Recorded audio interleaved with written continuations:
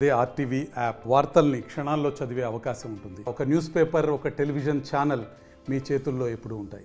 ఈ స్వాతంత్రం కోసం ఎంతోమంది త్యాగాలు చేసి ప్రాణత్యాగాలు చేయడం జరిగింది.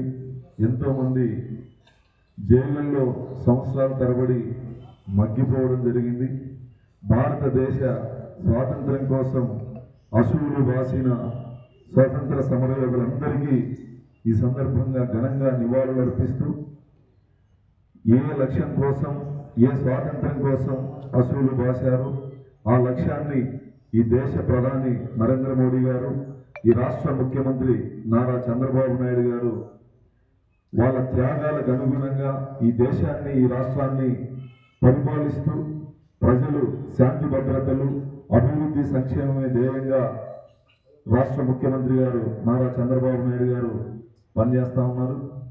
అదేవిధంగా దేశ ప్రధానమంత్రి నరేంద్ర మోడీ గారు ఈ రాష్ట్రంలో అనేక అసమానతల్ని, అనేక ప్రజలు ఎదుర్కొంటున్నటువంటి ఒక్కొక్క కష్టాన్ని అధిగమిస్తూ నారా చంద్రబాబు నాయుడు గారు ముఖ్యమంత్రిగా బాధ్యతలు నిర్వహిస్తున్న ప్రస్తుత పరిస్థితుల్లో